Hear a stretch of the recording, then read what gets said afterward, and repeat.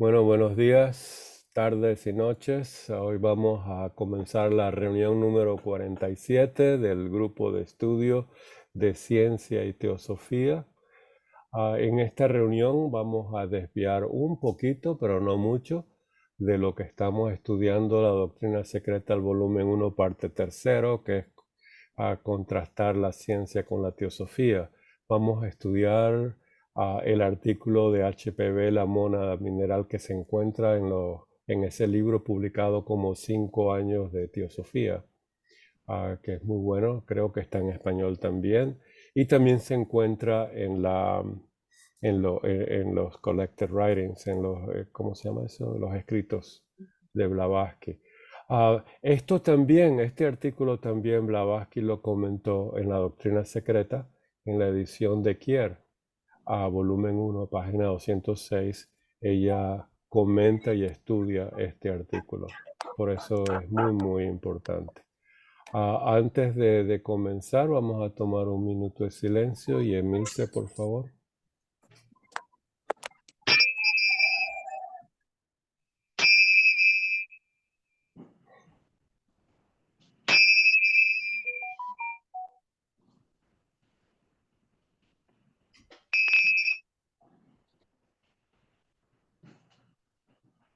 Gracias. Y bienvenidos a todos. Estamos grabando, recuerden, para los que llegaron, acaban de entrar y sepan que estamos grabando. Carlos también tiene preparada su continuación de la presentación que está haciendo en línea general, sobre cómo la vida evoluciona y se autoorganiza. Eso es muy interesante, ¿verdad? Sobre todo la palabra auto, que es en griego el self, el ser interno, aunque esa palabra en ser interno no es una traducción muy buena. Vamos a estudiar entonces este artículo, y es sobre la mónada mineral. Pero antes de estudiar la mónada mineral, vamos a ver lo que nos dice la doctrina sobre la mónada en general. Fíjense bien, la mónada es una de las enseñanzas fundamentales de la teosofía. Debemos estudiarla y contemplarla bien. Muchos de los problemas que tenemos teosóficamente con nuestro conocimiento de teosofía es el no entender lo que es la mónada, y se dicen cosas bárbaras, por decirlo así, sobre la mónada, y de la manera como yo les aconsejo que estudien es que tengan un fundamento básico de la doctrina secreta sobre la mónada. Y después, todo lo que oyen, todo lo que estudien en otros libros de otros teósofos o fuera de la teosofía, que lo comparen y lo contrasten con esto.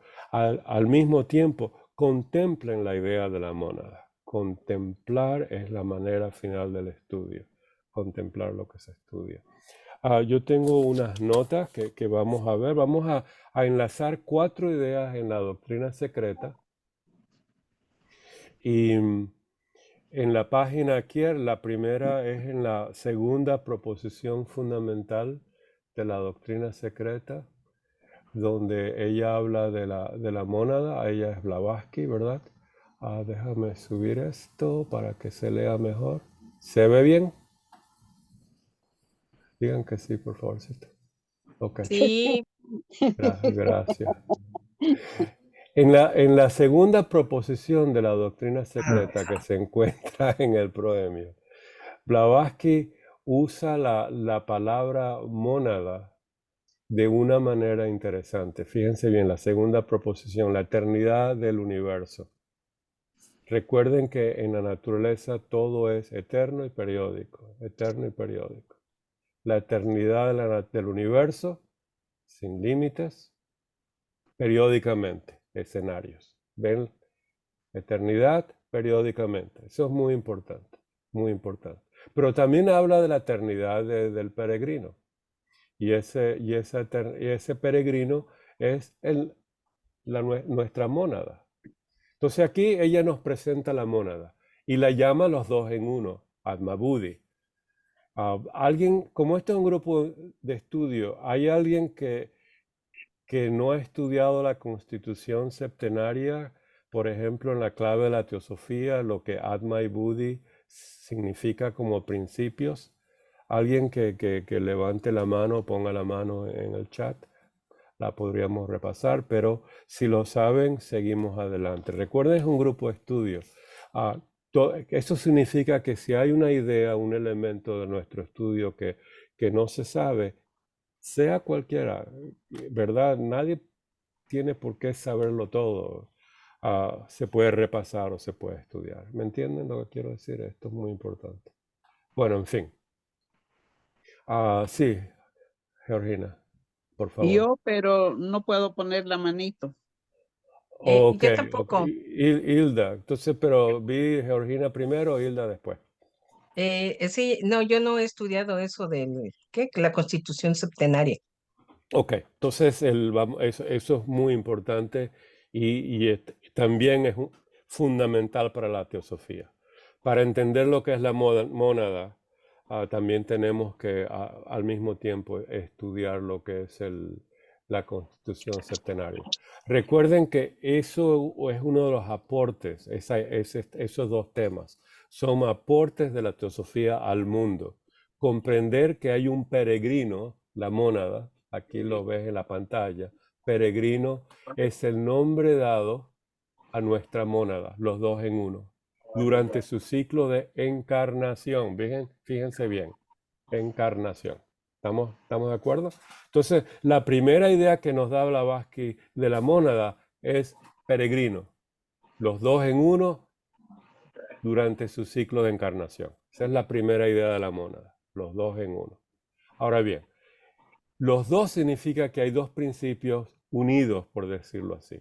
Esos dos principios están explicados en la clave de la teosofía, por ejemplo, en la sección 6.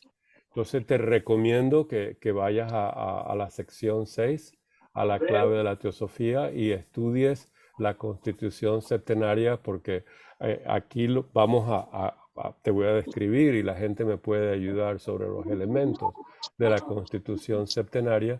Y Blavatsky tiene en la doctrina secreta, también tiene la constitución septenaria porque la compara el budismo esotérico, el escrito de Sinet por las cartas del maestro, como la compara con la Vedanta y la compara con el Taraka Raya Yoga, que es, si me acuerdo bien, es Subarrow, que era miembro de este sistema esotérico, de este grupo, ¿verdad? Entonces, aquí están los 7, ¿lo ven? Jordina, ¿lo ves? Entonces tenemos 4 inferiores, por decirlo así, personalidad, que eso aparece y desaparece cuando uno nace y muere, ¿verdad? Al morir desaparecen estos 4, por decirlo así, y no es cierto lo que estoy diciendo, pero más o menos. Y estos 3 son No, permanentes. estoy en una clase. La mónada, te voy a cerrar el micrófono, por favor, Hilda, no, después lo prendes cuando hables. La mónada, los dos en uno, es el séptimo y el sexto, es el Atma con el Buddhi. Esto lo llamamos Buddhi en el budismo esotérico también y en la clave de la teosofía, en la doctrina secreta. Entonces tenemos Atma Buddhi. Manas es el quinto y esa es la mente. Esas son palabras sánscritas para describir esto, ¿verdad? Recuerda la idea de la constitución septenaria teosófica. Eso lo trajo Blavatsky como modelo de estudio de la parte esotérica del ser humano, metafísica del ser humano. Entonces, y lo que ella hace constantemente es contrastar y comparar con otras tradiciones, como Platón, como la Vedanta, como la Kabbalah, etc. Esto es muy importante, y los egipcios antiguos, etc., ¿verdad? Entonces tenemos un cuerpo físico, tenemos una vitalidad, tenemos el astral, que es el vehículo de la vitalidad, tenemos un mundo de animal, que es el Kamarupa, nuestros instintos y deseos, Kama es deseo, y entonces esto se llama la personalidad cuaternario. Tenemos una tríada superior, inmortal, que es la mente, manas, el alma espiritual y el atma. Entonces, los dos en uno es el Atma Buddhi, que son los superiores. Atma, nos dice Blavatsky, que es un rayo de lo absoluto, y el alma espiritual es una chispa del alma universal. Entonces, fíjense bien, una gota del océano de la universalidad del alma. Entonces tenemos estos dos principios, y fíjense qué difícil es contemplar un rayo de lo absoluto, es el Atma, se llama espíritu, en India lo llaman Atman con una N al final, en teosofía Atma. Entonces, ustedes han oído a muchos hindúes que le dicen, hola hermanos Atmans, ¿cómo están? Les encanta hablar de Atman. Los budistas dicen que Atma no existe, que esa idea de self, de yo no existe, etcétera, etcétera, que todos son skandhas y karma. Pero ahí ve uno que puede comparar y contrastar. Entonces, Blavatsky dice que Atma en sánscrito es espíritu en español y es un rayo de lo absoluto. Eso está en la clave de la teosofía. Hay mucho más sobre el Atma. Y el alma universal, hay tres almas en teosofía, aunque solo hay una: el alma espiritual, el alma humana y el alma animal. Los principios 6, 5 y 4, cuando están en esta unión. Y entonces el Buddhi es el alma, el vehículo del espíritu, pero está descrito como una gota, como una chispa del alma universal. Más o menos. Eso es líneas generales, Jordina y todos nosotros. Hay mucho, mucho, mucho más. Esto es un mundo fascinante, hay que contemplarlo. Y si alguien tiene algo que comentar o agregar y ayudar en esto, puede por favor o levantar la mano, después pasamos a Hilda. ¿Alguien tiene algo sobre Atma Buddhi? Por favor, Carlos, Adela. Sí, no, solamente está bien, solamente recalcar una cosa, que Atman es en realidad uno solo, aunque tiene como dice un rayo distintos aspectos, distintas proyecciones, singularidades, pero que es uno. No podemos hablar de mi Atma, de tu Atma o del Atma del otro, sino que es un solo Atma. Y Atma Buddhi es algo como un poco más individualizado, digamos, pero también sigue siendo dentro del reino de la unidad. Eso hay que resaltarlo, ¿no? Que está ahí, Gracias. nada más. Muy lindo, gracias. ¿Lo ves? Esas son ideas para contemplar. Más muchas cosas que están en la doctrina, en la clave, en las cartas de los maestros. Muy bello. Es un tema fabuloso, fascinante. Por favor, estúdienlo, etcétera. Vamos a continuar, disculpen, a continuar con la segunda, tercera, segunda y tercera. Ok, aquí vamos. Entonces, recuerden, la primera idea de la mónada que nos dice Blavatsky es un peregrino. ¿Está bien? Vamos a estudiar la ¿Puedes mónada ampliar, mineral. Dime. ampliar más, Sí, por gracias. favor? ¿Les Más. parece Ahí está. 160? Ahí estamos bien. Sí, Ok, sí. Sí, ok, gracias. O sea, recuerden, la primera idea en la doctrina secreta es la mónada es el peregrino. ¿Lo ven? Mónada, el peregrino. Y entonces nos dice en la proposición número 3 que hay una peregrinación obligatoria para todas las almas. ¿Lo ven? Entonces, esa palabra obligatoria es fuerte, pero necesaria para que vean que esto no es un capricho, no está al azar. Esto es el plan de la vida, por decirlo así, el plan del universo. Peregrinación obligatoria. Cuando se autointrospectan, si esa es la palabra, si se observan, se contemplan a sí mismos, esta idea tiene que estar bien arriba, la idea de una peregrinación obligatoria, después de la idea de Atma Buddhi de la mónada, como nos dijo Carlos. ¿Lo ven? O sea, contemplarse a sí mismo, a ese auto, a ese self, a esa idea de sí mismo, la realidad de uno, es comprender lo que es Atma, comprender lo que es Buddhi, lo que es comprender la mónada, Atma Buddhi, y después agregar la mente. manas, que es muy importante. Entonces, una peregrinación obligatoria para todas las almas. Destellos de esa alma universal. Recuerden, Buddhi es un destello del alma universal, es una gota del océano. Son palabras, son metáforas que usa Blavatsky. También nos dice una chispa que brotó de la esencia también, ¿verdad? Se puede ver. También nos dice que esta obligación obligatoria, y permítanme, dice lo siguiente: ningún Buddhi, el segundo principio de arriba abajo o el sexto principio de abajo arriba, ningún Buddhi, el vehículo de Atma, el alma divina, puramente espiritual, alma divina, puede tener una existencia, oigan la palabra o la frase, existencia consciente independiente. ¿La ven? El Buddhi, ninguna mónada, ningún ser puede tener una existencia consciente, independiente, y aquí está la clave de comprender teosóficamente quiénes somos, de dónde venimos y a dónde vamos. Antes que la chispa, recuerden la chispa, somos una chispa de la esencia, que brotó de la esencia pura del principio sexto universal, o sea, el alma suprema, haya pasado por todas las formas elementales, todas. ¿Cuántas son? Muchas, incontables, pero todas. ¿Qué tipo de formas son? Elementales. ¿Qué significa elementales? Menos que la jerarquía mineral o el reino mineral. Podemos llamar reinos a los 4 reinos físicos expresados físicamente en nuestra naturaleza. ¿Bien? ¿Está bien? Todas las mónadas van a pasar por todos los, para adquirir ¿qué? Existencia consciente independiente. Esto es un vocabulario teosófico. Hayan pasado por todas las formas elementales. ¿Eso significa que podemos saltarnos una? No. Gracias, hermana Lucila. Gracias, muy expresivamente dicho. No se puede saltar.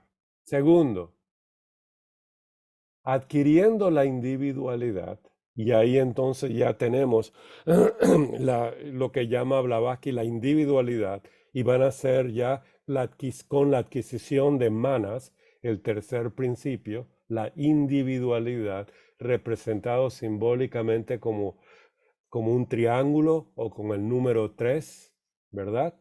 Entonces ya tiene su dirección individual, por decirlo así, primeramente por impulso natural, esto hay que verlo bien lindo con los ojos del alma, y después por esfuerzos propios, conscientes, dirigidos y regulados por su karma.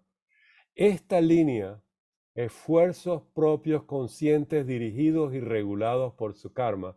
El que sabe inglés, por favor, léalo en inglés, es mucho más bello, mucho más poderoso, tiene más luz, tiene más vida, tiene más poder, lo que escribió en inglés que como lo está traducido.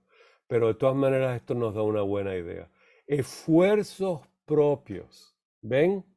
Esfuerzos propios. Esto es parte de nuestra autoobservación de lo que hacemos diariamente. ¿Hemos hecho un esfuerzo? ¿Para qué? Conscientes, dirigidos y regulados por su karma, ascendiendo así por todos los grados de inteligencia. Ahora está hablando el manas, ¿verdad? ¿Por qué? Ya estamos individualizados. Recuerden que manas está descrito como mente e inteligencia en la clave de la teosofía. Mente e inteligencia. Los dos son palabras que usa Blavatsky para describir manas. Desde el manas inferior hasta el superior, esta es la cualidad dual del manas, pero también nos dice desde el mineral y la planta al arcángel más alto, santo, en realidad es santo. Holy, que es un Dhyani Buda. ¿Está bien? Aquí está la clave. Entonces tenemos una mónada, por decirlo así. Hay que tener cuidado con las ideas mecánicas, ¿verdad? Tengan presente el comentario de Carlos, pero tenemos una mónada que en su imagen primera que nos da Blavatsky dice primeramente por un impulso natural, después esfuerzos propios conscientes, dirigidos y regulados por su karma. Entonces, ¿qué es el karma? Aquel que nos lleva. Cuando uno dice hay un camino, ese camino está trazado por nuestro karma y por el karma colectivo. ¿Qué es el karma colectivo? Tenemos anillos que no se pasan por los lipikas al establecer el universo con sus jerarquías. Esa es la estancia 5 y 6. Entonces, ¿qué pasa? Cuando tenemos la jerarquía del reino humano, por decirlo así, jerarquía desde el punto de vista de la mónada, del reino desde el punto de vista de los reinos físicos en la naturaleza, entonces tenemos limitaciones que no podemos pasar, ¿verdad?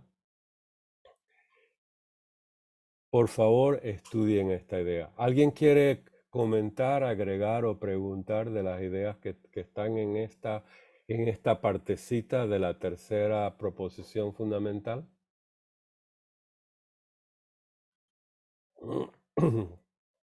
Bien. Sí, a Diana, por favor.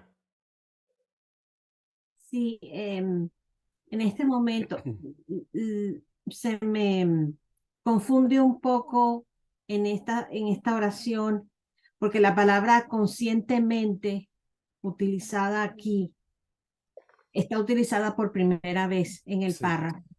Y sin embargo, hay tres palabras que son claves: conciencia, inteligencia Ujú, y mente.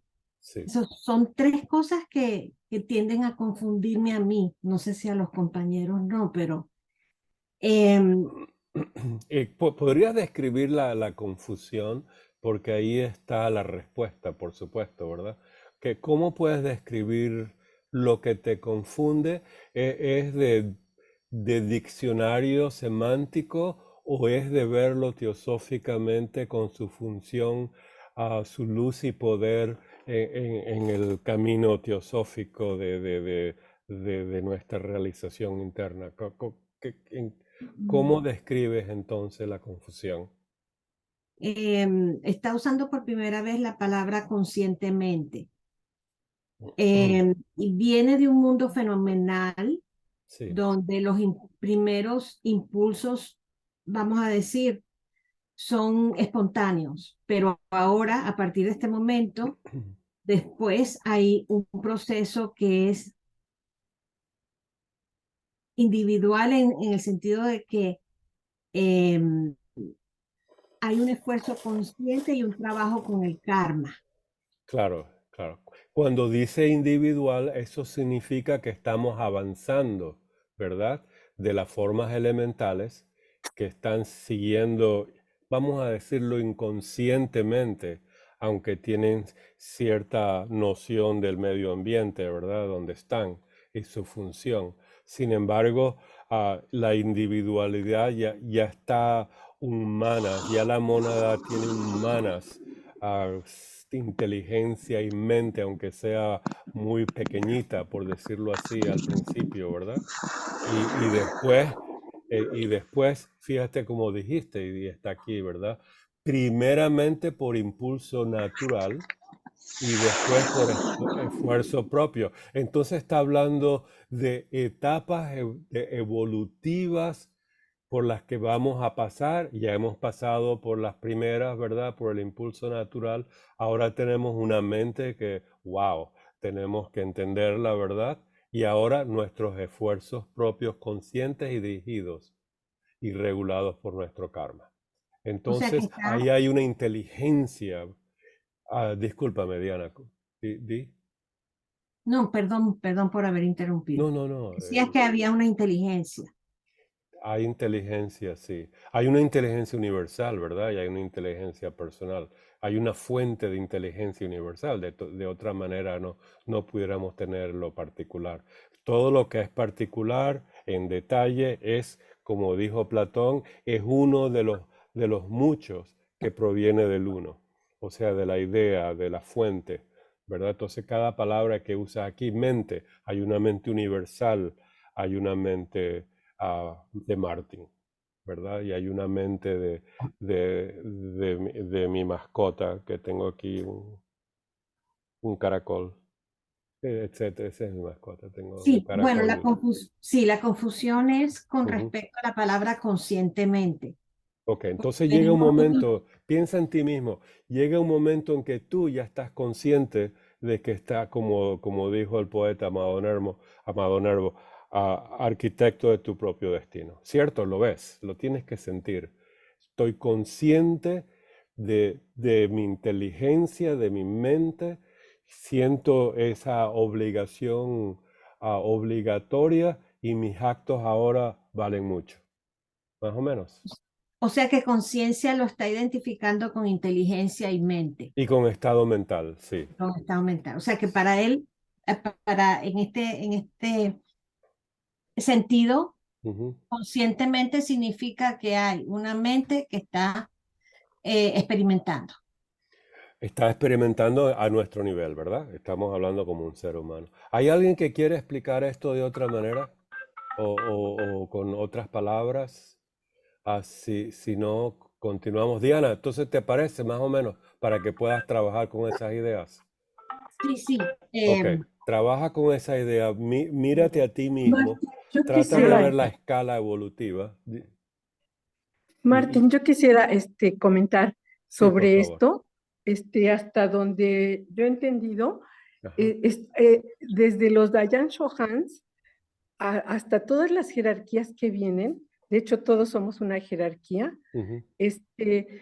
hasta antes de que lleguemos al estado evolutivo del hombre, digamos que todas son energías que vienen de manera colectiva, no son individuales, Ujú. sino justamente hasta cuando encarnan o se evoluciona hasta llegar a ser persona, Ujú. ser humano, entonces en ese momento ya tenemos una individualidad y por tanto, antes siempre hubo conciencia, nada más que en otra naturaleza.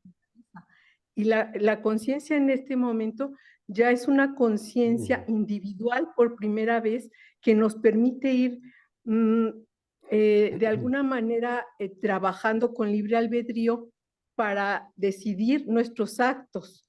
Eso Claro. es lo que yo he logrado entender, que tal vez a Diana le ayude un poquito más. Gracias. Eso, ¿no? Gracias. No, gracias a ti. Y recuerda que cuando llegamos entonces a los detalles de cómo esto trabaja, entonces estamos ahora perteneciendo a una escuela de pensamiento. En otras palabras, cada quien lo explica diferentemente. Este es un fenómeno universal, pero cada uno tiene que, basado en la filosofía de uno, en otras palabras, los cabalistas lo explican diferente, Platón un poco diferente, van a encontrar que las explicaciones son diferentes y comparando y contrastando podemos ver que hay elementos básicos, que es una escala natural desde lo más abajo hasta lo más arriba. En esa escala hay un momento en que es algo físico, hay una naturaleza física en esa escala, del reino mineral al reino o elemental superior al reino humano. Entonces tenemos una escala metafísica antes del mineral, suprafísica o más allá de nosotros, de los Dhyani-Budas y es interminable, ¿verdad? Y ahí estamos nosotros. Tenemos que contemplar eso. Pero la manera como se explica, hay gente que hasta dice que los elementales no pasan por ser humanos, van directamente a un Dien Chohan. Y otros, hay gente que dice de todo, ¿verdad? Hay gente que dice que los elementales no existen también. O sea, hay de todo, ¿verdad? En esta vida. Pero tenemos que basarnos entonces en fundaciones. Estamos estudiando a Platón, estamos estudiando a Blavatsky, a Paracelso y de ahí tener nuestra filosofía. Y eso es muy interesante. Tenemos Diana, ¿estamos bien entonces? ¿Tienes la mano levantada? Y pasamos a Sergio. Perdón. Ok. No, está bien, está bien. No te preocupes. Sergio, por favor. Igual con el comentario de Diana, yo también estaba como con la misma, Ujú. no duda, pero tratando de ver, de visualizar o de entender. Ujú. Creo que aquí en este párrafo precisamente hay que leer entre líneas. Digo, a mí me está ayudando a leer entre líneas. Por ejemplo, Ok. dice, el alma suprema haya pasado por todas las formas. También esa palabra de formas, si vemos como por ejemplo algún significado de formas, creo que ahí nos está dando también algo, porque tiene un contenido esa palabra. ¿Formas en qué sentido? Yo lo voy a pensar en un término filosófico y vamos a Platón, digamos, en las formas. Entonces, ahí nos está dando algo, más aparte sigue el párrafo. Cuando preguntó esta Diana de qué es bueno, aquí yo no lo entiendo, eso de sus esfuerzos propios conscientes, pero yo estoy pensando, o estoy, no sé si estoy equivocado, ahí ya como que entra esa conciencia individual, que le llaman el ego, o sea, no ego Ujú. en forma, en el sentido de psicología, o sea, el ego no, sino Ujú. ese ego que se comenta que es la expresión de la mónada. Está No bien, sé está si muy por ahí lindo, va Sergio. esa idea.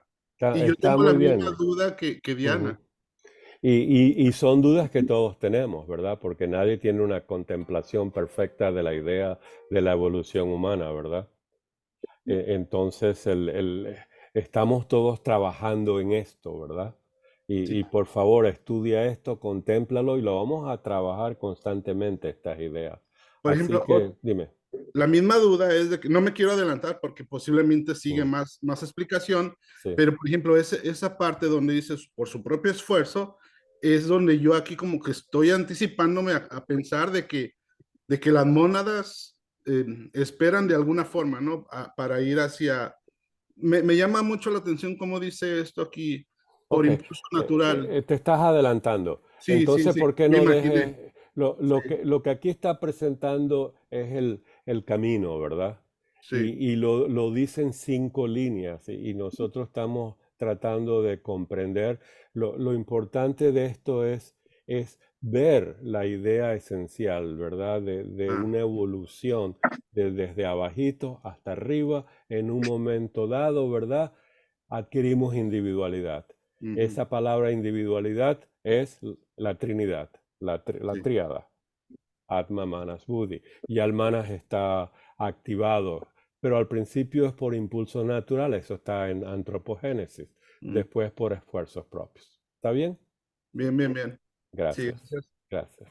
La siguiente idea que vamos a ver para ver la mónada está en lo que ella escribió de la descripción de las estancias.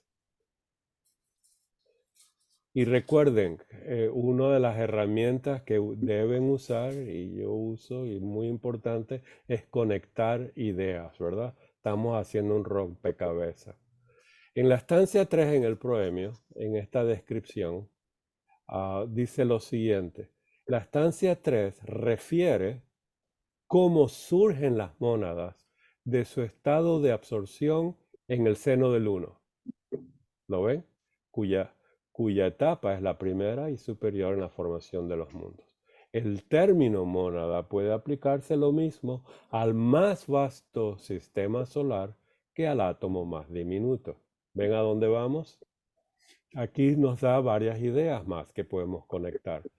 Las mónadas son eternas y periódicas. Adquieren periódicamente su forma y son eternas. ¿Por qué? Atma es eterna, Buddhi es eterna, la mónada es eterna, por decirlo así. ¿Verdad? Ahora bien, Blavatsky también va a explicar que las mónadas ni suben, ni bajan, ni hablan entre ellas, ¿verdad? Como dijo Carlos, son universales, son esencialmente una, etcétera, etcétera. Entonces, pero semánticamente ella usó la palabra surgen para darnos una idea primordial del movimiento de las mónadas. Movimiento significa inteligencia, recuerden, eso lo estudiamos en ciencia y teosofía. Entonces, ¿Qué pasa con las mónadas? Al comenzar la manifestación, las mónadas surgen. Pueden usar cualquier palabra en vez de surgen. Manifestar, emanan, etc. Y veo que Carlos tiene la mano, por favor.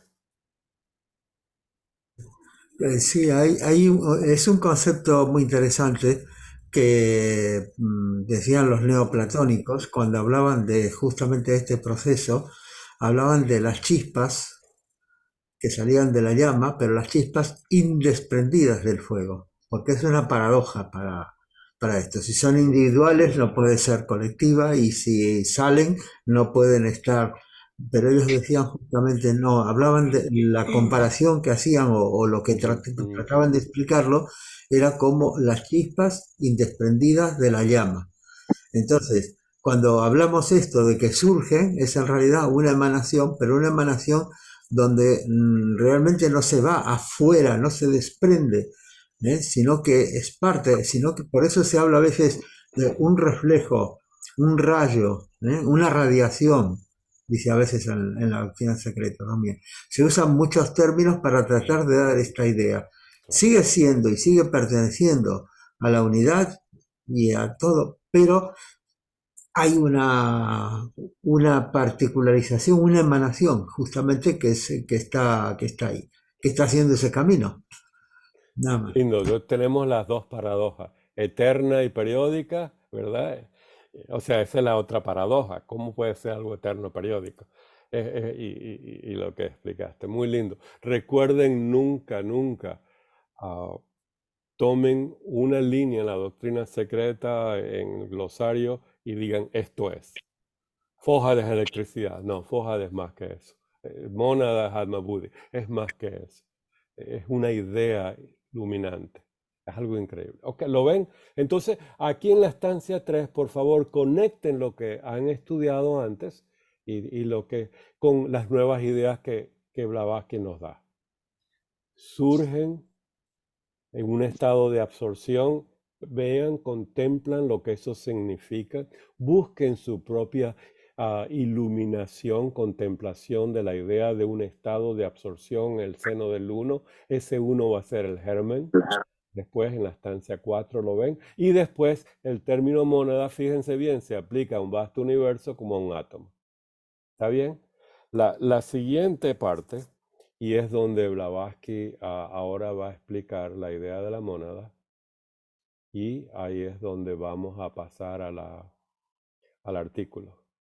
Entonces nos dice, en esta página de la doctrina secreta, que en la Kier la tengo aquí en la 205, y en este PDF en la 220, 221, 22, 23 y 24, Blavatsky explica la mónada. Hasta este momento, Blavatsky nos ha dado en la doctrina secreta, nos ha mostrado la belleza del universo, que es nuestro teatro de actividad.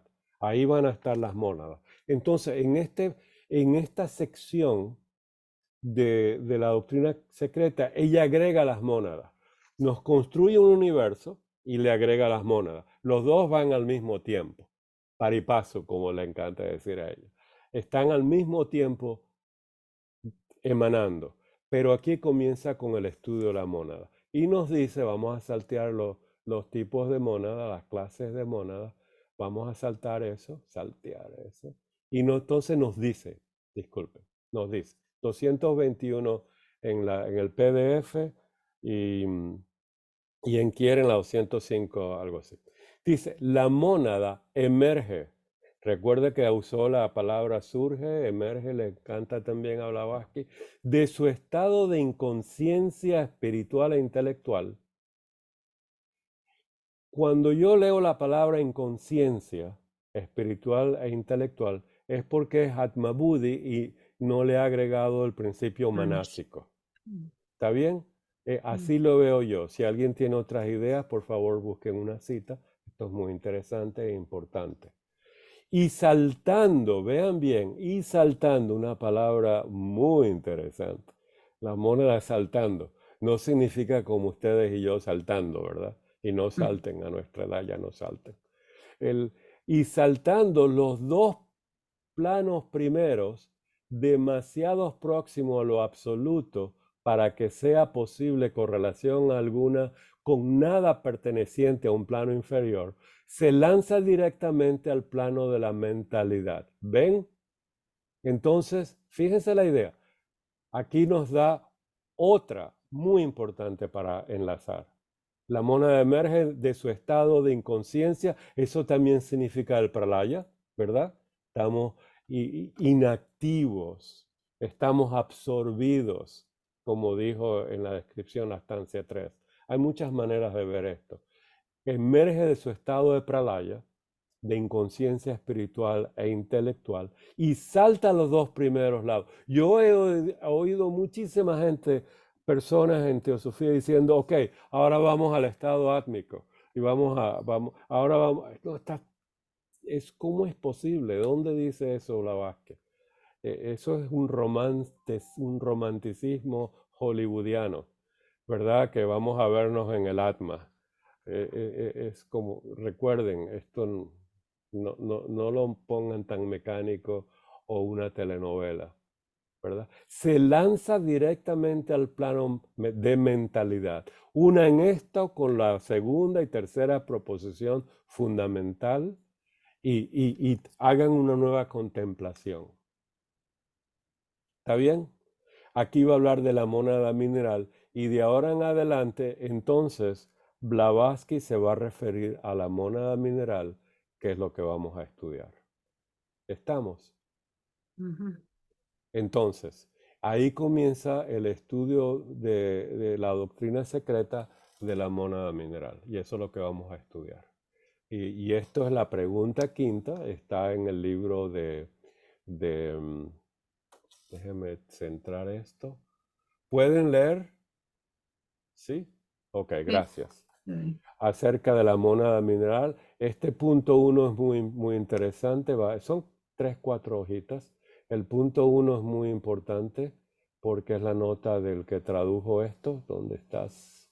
Nota 1. Aquí está. Dice, la presente traducción se realizó en base del artículo publicado en los escritos colectados de Blavatsky, volumen 5, taca. En algunos párrafos que están citados en la doctrina secreta, se respetó la traducción publicada ahí. En otras palabras, lo que vamos a leer aquí tiene lo que Blavatsky reescribió en la doctrina secreta con lo que está escrito en el artículo. Es interesante comparar los dos. No lo vamos a hacer aquí porque no estamos haciendo un estudio comparado, sino queremos ver ideas generales. ¿Estamos de acuerdo? El que quiere ahondar en esto, por favor vean el escrito original en los 5 años de teosofía y comparen con lo que Blavatsky, que así se deberían hacer. Hagan eso en una logia, en un grupo de estudio, o ustedes mismos, estudien la mónada, esta sección de la doctrina y este artículo. Dice Blavatsky, cualquier expresión en español, vamos a traducirlo, ¿verdad?, que traduce correctamente la idea dada, está autorizada por los adeptos. En otras palabras, lo que ella va a escribir aquí está autorizada. ¿Por qué no? El término mónada se aplica, fíjense bien las ideas que nos va a dar. Y hay que, recuerden, no usarla como concepto, pero usarla como una piecita más del rompecabezas. Recuerden la herramienta de estudio. El término mónada se aplica a la vida latente en el mineral, tanto como a la vida en el vegetal y el animal. ¿Lo ven? Fíjense bien. El monogenista puede estar en desacuerdo con el término y especialmente con la idea, mientras, estos son dos filosofías, me imagino. Poligenista, a menos que sea un materialista, puede que no. A ella siempre le encanta contrastar con la ciencia. En cuanto a otra clase de científicos, podría objetar incluso la idea de una mónada humana. Podría objetar con la idea de una mónada humana. y lo llamarían poco científico. Entonces, irse al comienzo. ¿Qué relación tiene la mónada con el átomo? ¿Dónde leímos una relación preliminar de la mónada con el átomo? En la doctrina secreta, en la descripción de la estancia 3. ¿Se acuerdan? Las mónadas surgen de su estado de absorción y la mónada la vamos a referir desde un sistema solar, ahora le podemos decir galaxia o galaxia colectivo, un grupo de galaxias, hasta un átomo, más chirriquitico. Ahora nos dice, nos va a aclarar esta idea. No tiene relación de ninguna clase con el átomo o molécula tal cual como se comprende actualmente en la ciencia. Entonces, ¿qué relación tiene? No tiene ninguna clase. Fíjense bien, ninguna relación. ¿Cómo puede uno entonces ahora hablar de la mónada que describe un átomo y que no tenga relación? Ahora lo va a explicar. Por eso no nos podemos quedar con una idea de una línea. Tenemos que unirlas todas. ¿Me van siguiendo? ¿Sí? Acaba de decir que no, ¿verdad? Ni puede ser comparada con los organismos microscópicos. O sea, no podemos hablar que cuando veamos una bacteria es mónada. Cuando veamos a una planta, mónada. Ahora nos va a explicar, recuerden, en un tiempo clasificados entre los infusorios poligástricos, hoy considerados como vegetales y colocados entre las algas. Esta es la parte científica de la clasificación, ¿verdad? De los celulares. Carlos nos ha hablado bastante de ellos, muy lindo. Un estudio bellísimo, ¿verdad? De la vida y de la evolución de la forma. Ni es tampoco del todo las monas de los peripatéticos, los aristotélicos, ahí lo llamaban monas, ¿verdad? Física o constitucionalmente, la mónada mineral difiere, por supuesto, de la mónada humana, que no es física ni puede expresarse su constitución por medio de símbolos químicos y elementos. Lo está viendo físico y químicamente. En otras palabras, constitucionalmente difiere, ¿verdad? Las mónadas minerales de la humana, no físicamente, etc. La mónada de un átomo de oxígeno no es O, ¿verdad? O O2, ¿verdad? La molécula de oxígeno. En resumen, ella va a aclarar más esta idea. La mónada mineral es una. Aquí viene una idea teosófica. Las mónadas de los animales superiores y de los humanos son innumerables. ¿Lo ven ahí? Pero esto lo va a seguir aclarando. Ella está desenvolviendo la idea de la mónada. La está desenvolviendo. La mónada mineral es una. La mónada de los animales superiores y de los humanos son innumerables. Por el contrario, ¿cómo se podría explicar matemáticamente el progreso evolutivo y en espiral de los 4 reinos? Mineral, vegetal, animal, humano. Una dificultad señalada de una manera excelente por el Chela Taka. En el Theosophy, busquen el Theosophy, el que sabe hablar inglés. La mónada entonces nos dice, sigue con la explicación teosófica, es la combinación de los dos últimos principios en el hombre, sexto y séptimo, y propiamente hablando el término mónada humana se aplica exclusivamente al alma dual, alma buddhi. ¿Estamos de acuerdo? Aquí viene una definición, una visión en el ser humano.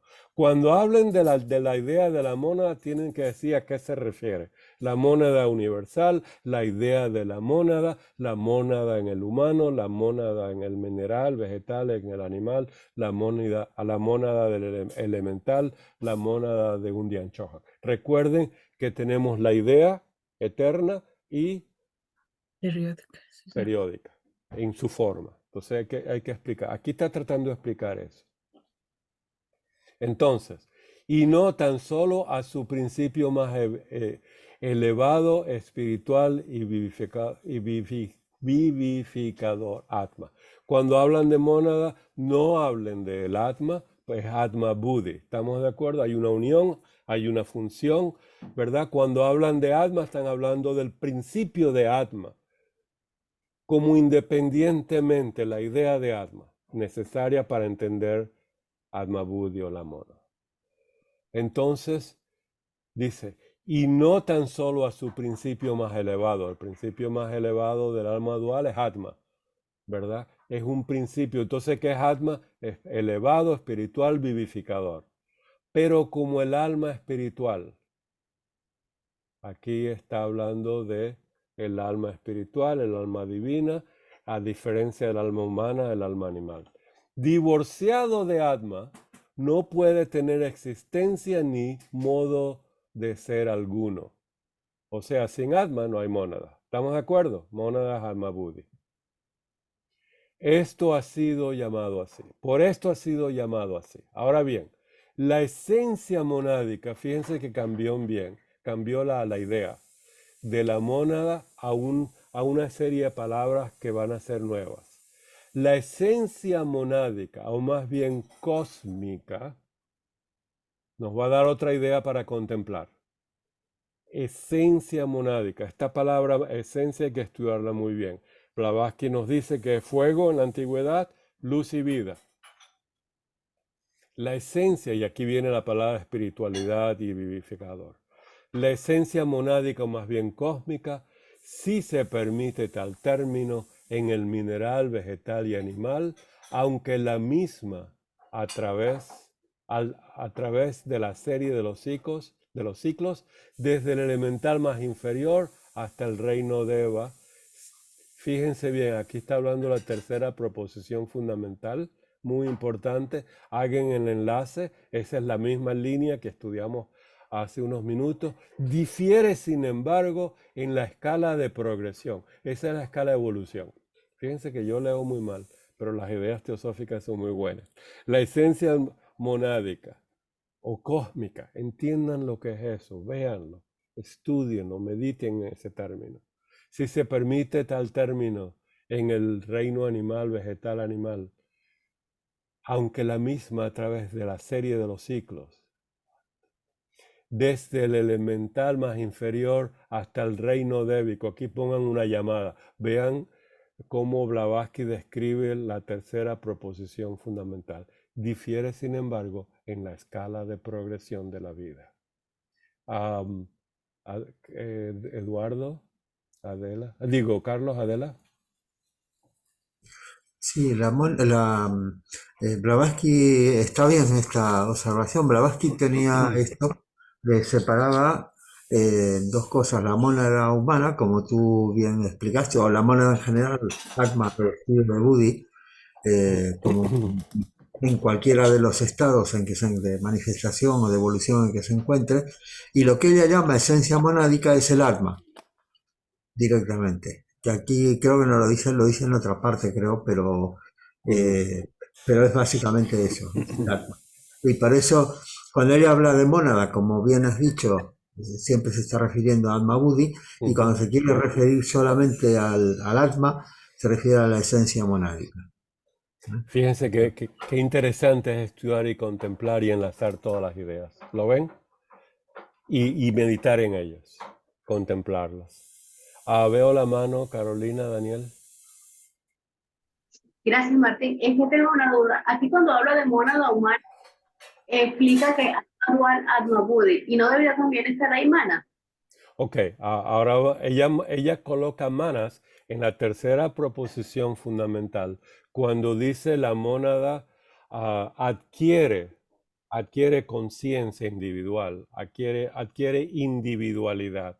Y recuerda que cuando decimos individualidad, tenemos la tríada superior, ya tiene mana. La otra idea que enlazamos anterior del estudio de esto es que la mónada emerge de su estado de absorción del germen y salta los dos primeros, disculpa la voz, planos, y llega al plano de mentalidad. Ahí se recubre de manas y comienza su ciclo evolutivo. Déjame aclarar la voz un momento.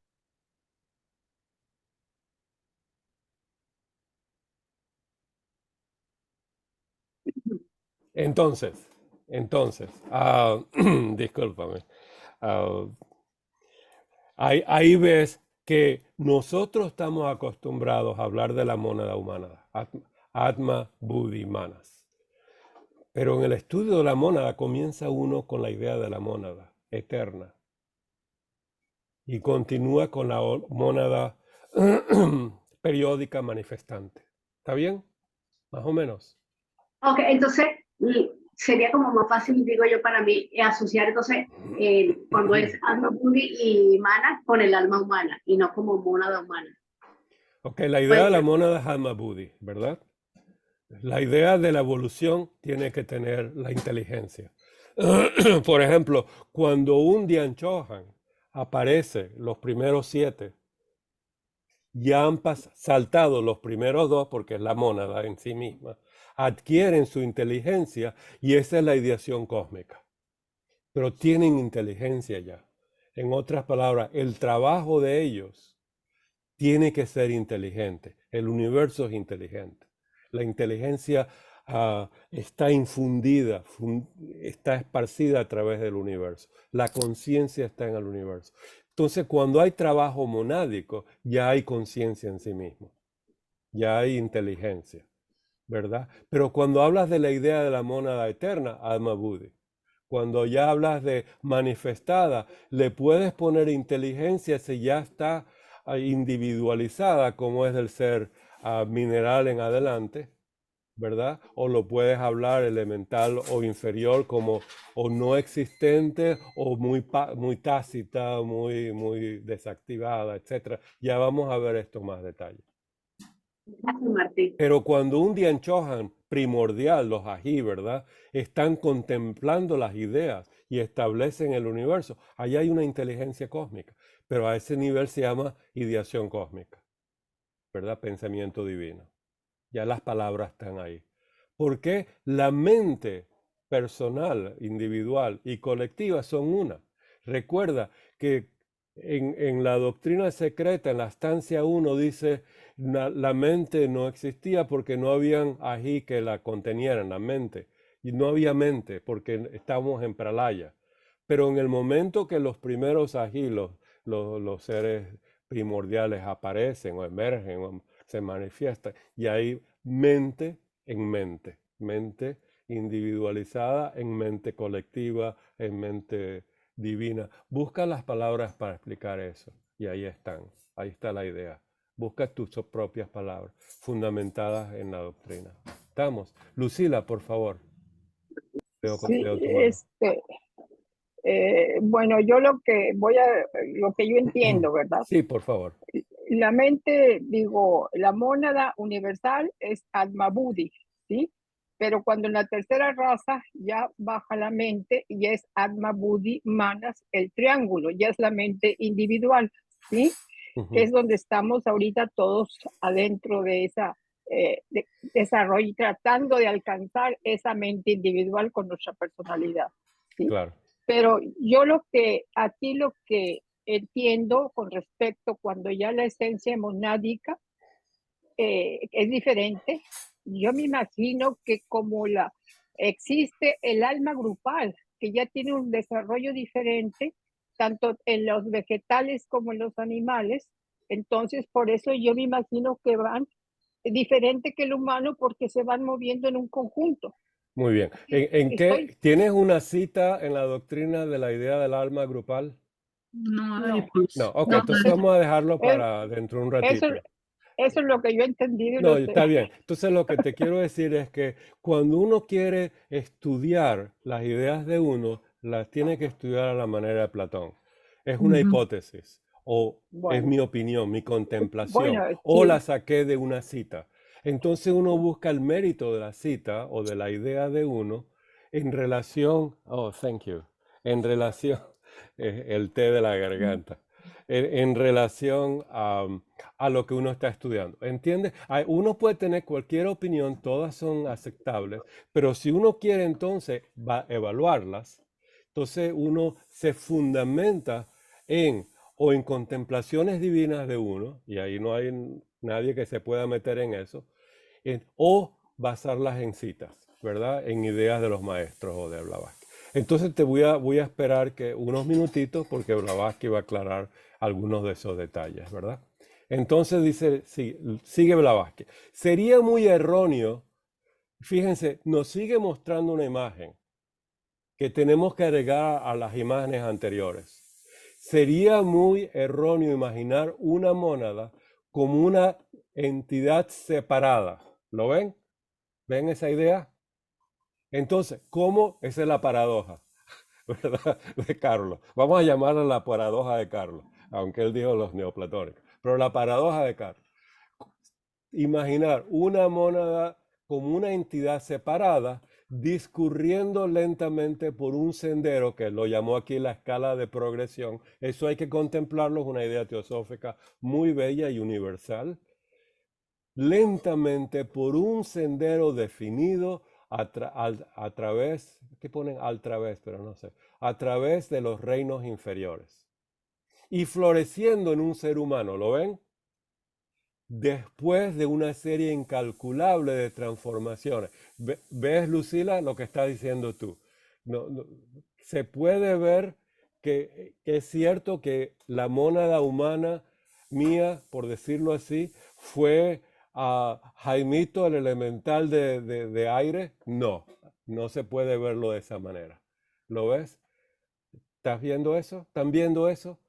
Es erróneo imaginar una mónada como una entidad separada, discurriendo lentamente por un sendero definido a través de los reinos inferiores y floreciendo en un ser humano, de una serie incalculable de transformaciones. En resumen, suponer que la mónada de Humboldt, le encantó Humboldt, ¿verdad?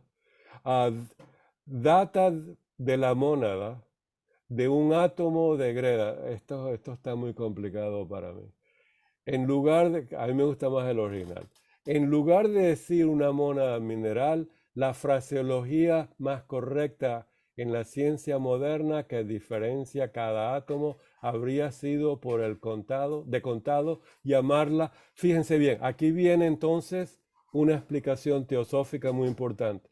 La mónada manifestándose en aquella forma de prakriti llamado el reino mineral. Aquí viene una idea fenomenal. ¿Lo ven? Esta es la idea que tenemos que contemplar. Cuando hablamos de una mónada, estamos hablando en forma eterna, universal. Cuando hablamos algo ya formal, ¿cómo lo dice Blavatsky? La mónada manifestándose en aquella forma de prakriti llamada reino mineral. Vamos a dejar a Humboldt por un lado, por otro lado. Ahora viene el átomo. El átomo tal cual se representa en las hipótesis científicas ordinarias no es una partícula de algo, animada por un algo psíquico, destinada a florecer después de largas épocas en un hombre. Pero es una manifestación concreta de la energía universal no individualizada, una manifestación serial de la mónada única, de la única mónada universal. Aquí viene la parte grupal, por decirlo así. Lucila, ya tenemos una cita. Esto es lo que quería llegar. Ya tenemos una cita. Entonces, ¿qué dice Blavatsky? No, pero es una manifestación concreta de la energía universal. Esto hay que verlo, que es una energía universal. ¿Cómo usa la palabra energía Blavatsky? Refiérense siempre, cuando busquen las ideas elementales, al proemio. Y está en la página primera. Y es la energía una, la vida una. Después dice las energías, los Dianchohans, universal. Todavía no individualizada, ¿lo ven? Una manifestación serial de la única mónada universal. Hay una sola mónada. ¡Wow! Todo es uno. Esa es la paradoja, ¿verdad? el ser humano es uno y es múltiple. La idea del ser humano es uno, la idea de la mónada es una. La mónada es una, es eterna, pero es periódica. Y aquí vamos a ver una idea de la periodicidad de la mónada bellísima. Fíjense bien, anexen todas estas ideas. El océano de la materia, esto es Mula Prakriti, en el Pralaya, Prakriti en el Manvantara, no se divide en sus gotas potenciales. Recuerden que la mónada es una gota del universo, o el Buddhi, digo, es una gota de Mahat. Aquí dice, el océano de la materia no se divide en sus gotas potenciales y constituyentes hasta que la corriente del impulso de vida llega al estado de evolución del nacimiento del hombre. Esto es otra idea fabulosa. Por favor, vamos a ponerla en azul. La tendencia hacia la segregación en mónadas individuales es gradual. ¿Lo están viendo? ¿Qué pasa con el ser humano? Individualización. El océano de la materia, de la forma, no se divide en gotas potenciales y constituyentes hasta que la corriente del impulso de vida, busquen en todo la doctrina cómo usa la palabra Blavatsky, impulso de vida, llega al estado de evolución del nacimiento del hombre. Esto es una buena cita para referir lo que uno piensa sobre la mónada y la evolución de las formas.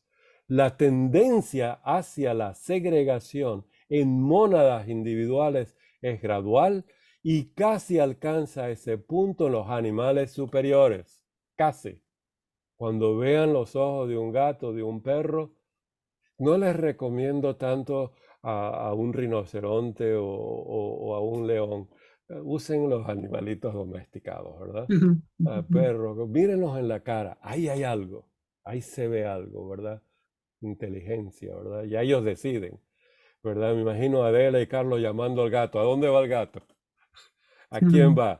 ¿Verdad? ¿Al que tiene comida o al que lo quiere más o al que se recuerde más? No me digan, no comiencen aquí a discutir a quién va el gato, pero así es, ¿verdad? Y alcanza ese punto, y alcanza este punto en los animales superiores. Los peripatéticos, estos son los aristotélicos, aplicaban las palabras mónadas al cosmos entero. O sea, el cosmos es una mónada, por decirlo así. Es un sistema solar, es una totalidad, en el sentido panteísta. Y los ocultistas, si bien por conveniencia, aceptan esta idea, distinguen de lo abstracto los grados progresivos de lo concreto. Esto es lo abstracto es nuestra mente más bella, ¿verdad? Que puede ver esas paradojas, esas esencias, esas ideas platónicas, lo abstractos. Estos son lo que los pintores como Kandinsky, Piet, Mondrian gracias, etcétera, ¿verdad? Vieron al estudiar teosofía. Acabo de ir, estoy haciendo les voy a poner en el chat de nosotros.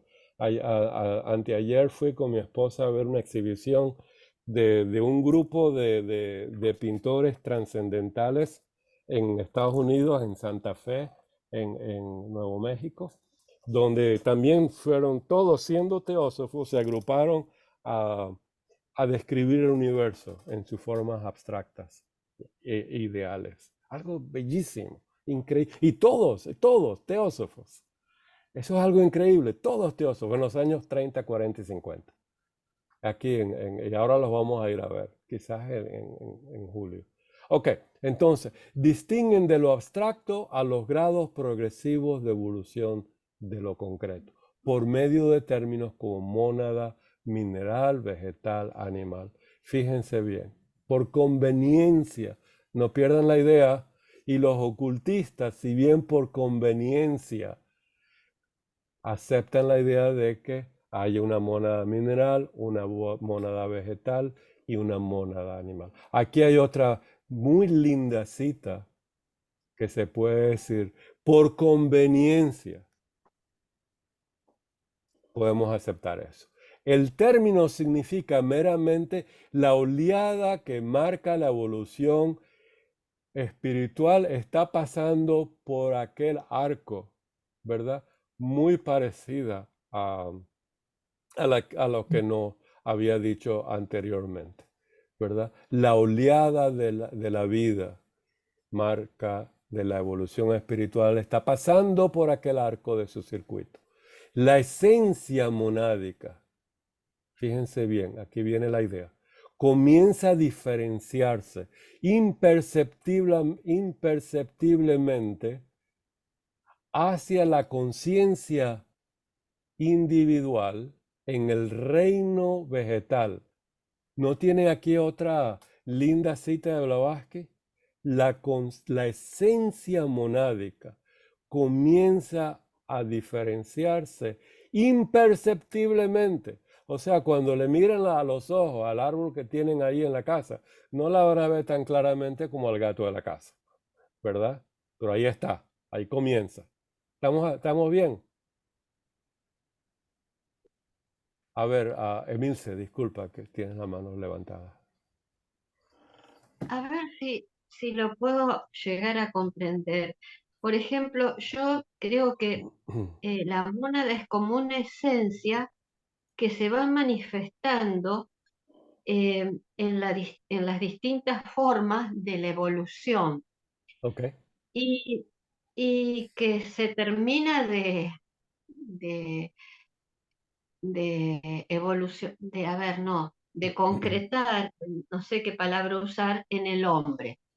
Ok, Pero a yo individualizarse, a individualizar en el hombre. ¿verdad? En el Pero ahí hombre. viene mi pregunta. ¿Todos somos hombres o somos hombres a partir de que empezamos a Ok. tener la conciencia de la vida humana? Todos somos hombres. Lo primero que me vino en mente es que ella usa la palabra hombre como arquetipo humano, ¿verdad? Como palabra para decir humano. Yo diría humano, ¿verdad? En Ujú. esta época. Decir Ah, hombre o mujer o esto o ello ya no sí, es sí. políticamente correcto, ¿verdad? Entonces hay que entender que Blavatsky y Victoriana, en esa época hasta hace poco, usaban la palabra masculina, hombre, él, etcétera, para describir lo que es universal. Ya no estamos usando eso, ¿verdad?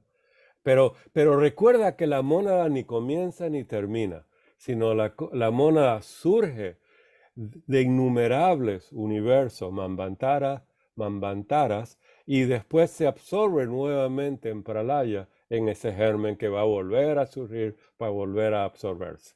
Ese es el ciclo de la mónada periódico.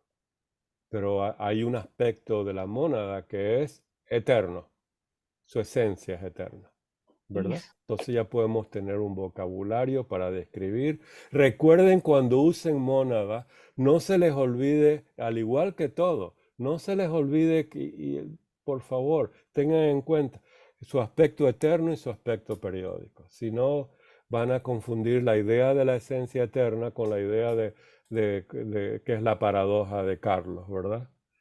Que nos tiene que hablar más de ella. Jordina, por favor. Mira, aquí hay una parte que me brinca un poquito porque dice, si bien por conveniencia aceptan esta idea, distinguen de los abstractos los grados progresivos de evolución de lo concreto. Ujú. Yo tengo por ahí en algún librito que leí que decían que el ser humano, porque así lo definen para hablar tanto de como que puede ser mujer o puede ser varón, el ser humano sí, tiene que pasar, ¿sí? Al revés de lo que escribe Blavatsky, de lo concreto a lo abstracto. Y aquí pareciese como que vamos a la inversa. Primero de lo abstracto para llegar a lo concreto. Creo que así lo entendí, no sé si estoy Sí, bien. lo entendiste bien requete mal, como todas las cosas, como todos nosotros, ¿verdad? Así somos todos, ¿verdad? La idea es mantener en la mente que las cosas son eternas, y eternas ahí no hay ni sexualidad ni hay movimiento, por decirlo así. Hay un movimiento pulsante de la vida, ¿verdad? y la vida pulsaba inconscientemente. Eso es lo bello. Pero cuando estamos hablando de la evolución, tenemos que ver la evolución de dos maneras. Siempre ascendente, pero cíclico, ¿verdad? La evolución es ascendente, por decirlo así, uno mejora, como dijo Blavatsky, el producto de la nueva cadena planetaria es de una muerta, pero se avanza. Algo así, en sus propias palabras, podemos leer. Ahora bien, ¿cómo ocurre ese ciclo de descencia y de ascenso? ¿En qué parte del ciclo estás hablando? ¿En que llegamos a materializarnos o en que nos estamos desmaterializando? ¿En el ciclo positivo de acumulación de materia o en el ciclo negativo de desapego de la materia? Desapego en el sentido de la evolución de la forma. Entonces, cuando lees que vamos de arriba a abajo, de abajo a arriba, es todo un ciclo, porque surgimos y nos absorbemos. ¿Está bien? Entonces, tenemos que, cuando describe a alguien a algo, tiene que describir, o estás hablando de la esencia eterna, o estás hablando de un ciclo, y en qué parte del ciclo estás hablando. Entonces, aquí nos dice Blavatsky, tenemos un ciclo y tiene que estar relacionado con la forma. Pero como tú bien dices, esa forma puede ser hacia abajo, materializándose de las cadenas, de los globos A, B, C, hasta llegar a las más bajas, D, y después espiritualizándonos hacia los tres globos superiores. ¿Lo ves? Entonces, Blavatsky tiene siempre razón en esta manera. Pero las imágenes que tenemos depende de en qué parte del libro estamos estudiando. Y yo lo que estoy tratando de inculcar es que mantengan esa paradoja, esas dos paradojas, ¿verdad? Todo es uno y mucho al mismo tiempo, y todo es eterno y periódico al mismo tiempo. Y en todo está en un momento dado, o está en pralaya, que es en un estado de absolutividad, ¿verdad? O en un estado de emanación, manifestación, manvantara, que es cambiante. ¿Bien? Más o menos. Ok, me debes $1. Como las mónadas son cosas, seguimos. Entonces, fíjense, esto es muy importante. Lo aceptamos por conveniencia. Por conveniencia hablamos siempre de todo. Lo decimos de cualquier manera, coloquialmente. Yo, ustedes, todos nuestros oradores, Blavatsky, coloquialmente dice la mónada, salta, surge, y sabemos que la mónada no salta, no tiene pies, ¿verdad? Eso sabemos, ¿verdad? Coloquialmente, por favor, como poetas podemos decirle todo eso. Entonces, como las mónadas son cosas no compuestas, fíjense bien, no compuestas, pero sabemos que es Atma Buddhi, ¿cómo puede ser no compuesta y al mismo tiempo dual? Como correctamente lo define Leibniz. La esencia espiritual, vamos otra vez a la parte de la esencia, que las vivifica en sus en diversos grados de diferenciación. Aquí ya estamos en el Manvantara, recuerde, diferenciación. Es lo que propiamente constituye la mónada. Cuando hablamos de mónada, tenemos que darle algo formal en sus diferentes grados de diferenciación, o estamos hablando de su aspecto eterno, abstracto, numérico. ¿Estamos de acuerdo? ¿Entendieron lo que acabo de decir? ¿En qué parte de su naturaleza estamos hablando de la mónada? Parte está mal dicho. ¿En qué naturaleza de la mónada la estamos describiendo como eterna, esencial, o como manifestada en uno de los grados de diferenciación en Prakriti? Necesito que alguien hable, por favor. Alguien tiene que decirlo de otra manera. ¿Alguien tiene algo, cómo decirlo en sus propias palabras de lo que hemos dicho hasta ahora? A ver, Carlos, por favor. Bueno, Dímelo. más que mis propias palabras surgen, creo que está claro, que está bien. Lo que a mí me surgen siempre al leer este artículo, me surgen siempre varias preguntas, ¿no?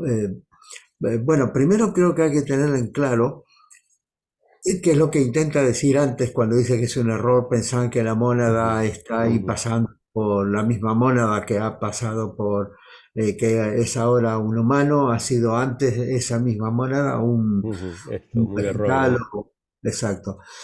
Pero hay que tener en claro entonces que lo que está significando aquí es que si bien generalmente decimos no sabemos nada de la mónada, no se puede decir nada de la mónada, pero sí aquí está poniendo bastante claro que que la mónada sufre un proceso de diversificación. Puedo lavar ¿También? más tarde los cubiertos.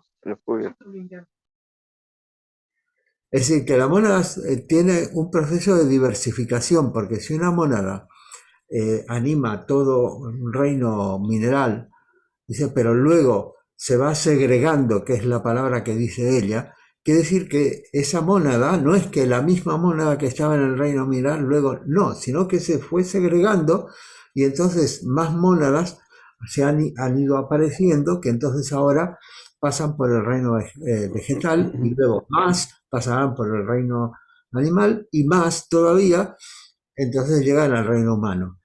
Y claro, le decimos nuestro problema, pero ¿cómo? No era que la mónada tiene que pasar por todos los reinos, sí, pero no en el mismo estado. Y en nuestro problema reside en que, claro, al ponerlo así tan esquemático, perdemos de vista de que la mónada sigue siendo uno. Muy cierto, muy cierto, muy, muy cierto. Entonces, claro, porque si no, y fíjate luego otra pregunta. Dice, cuando dices, una mónada anima el reino mineral. ¿El reino mineral de qué? ¿De la Tierra? ¿De todo el sistema solar? ¿De todo un cosmos? ¿De toda una galaxia? ¿De todo un cosmos? No sé, yo no tengo respuesta para esa pregunta. Por eso hay Pero, que poco a poco, ¿verdad? Contemplar todas estas ideas que nos está dando. claro, exacto. Pero es realmente fascinante. Es decir, que la evolución, porque a veces, a ver, yo sé que estas ideas son muy diferentes a las que a veces encontramos en libros de la segunda horneada, digamos, ¿no? Pero que son realmente fascinantes porque te presentan un panorama mucho más abstracto, más dinámico, de la cosa tan cuadriculada y encasillada que a veces se presentaba. Claro, claro. Nada más. Gracias, gracias. Ay, Teresa, solo sí, una sí, cosita más. por favor. Originalmente, la palabra, es una curiosidad nada más, originalmente la palabra hombre significaba ser humano, Ah, ok, ok. porque viene, igual que humanidad, proviene de humus, que es el barro, Es el el que come crear. uno el hummus. Sí. El hummus que uno come. Barro somos, a barro vamos. Claro, no, del humus de la tierra me refiero, no a lo que se hace con garbanzo. Oh, Dios mío, el hummus, sí, sí, sí. Humus de la tierra, el barro, ¿no? Entonces de ahí viene humanidad, como según Qué la idea lindo. anterior, que somos hechos del barro. Bueno, Uno nada siempre más. dice que hombre en inglés, man, viene de manas, ¿verdad? Y en español, hombre viene de humos. Gracias, gracias, de barro. Teresa, Pues ya poco puedo contar, porque lo que acaba de decir, pero a ver, yo tengo otra pregunta o si me la pueden decir. Claro que la monada ha pasado ya, una vez que nosotros ya somos personas, es porque ha pasado por el mineral, tal y tal, y ha llegado a ser a lo que somos ahora personas. Yo creo más también, eso está ahí, pero para evolucionar lo que necesitamos es, dependiendo de qué evolución tiene el alma que ha reencarnado en nosotros. claro. Porque yo qué sé el alma que tengo y la evolución que tiene. Por eso no somos iguales. Muy, Por muy eso bien. ¿Cuál es la unos saben pregunta? más y ¿Cuál, otros cuál- hacen más. Y cuál es la la pregunta pregunta? es, sí, si nosotros como personas que somos, porque yo ya no hablo de hombre y mujer, personas, supiéramos que verdaderamente tenemos todos los dones los buenos y los malos. No nos liábamos tanto entre que la mónada está allí o está en el otro lado. Vamos a ponernos ya en el siglo que estamos, en el siglo XXIII o el XXII, no me acuerdo.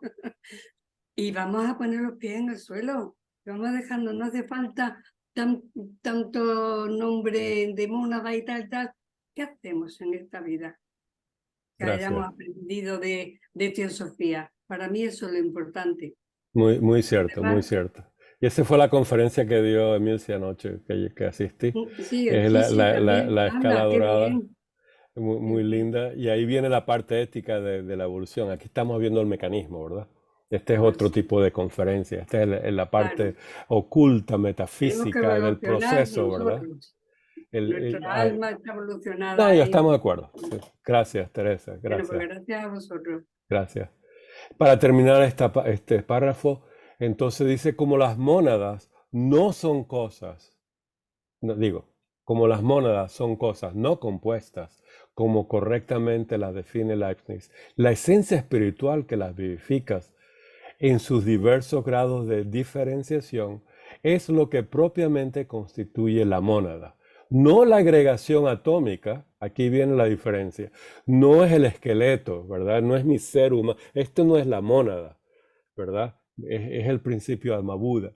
El átomo, cuando uno lo ve y ve el esquema original del átomo, como los electrones girando alrededor de un núcleo, esa es la estructura, ¿verdad? Pero ahí no está, eso no es mónada, esa es la forma, ¿verdad?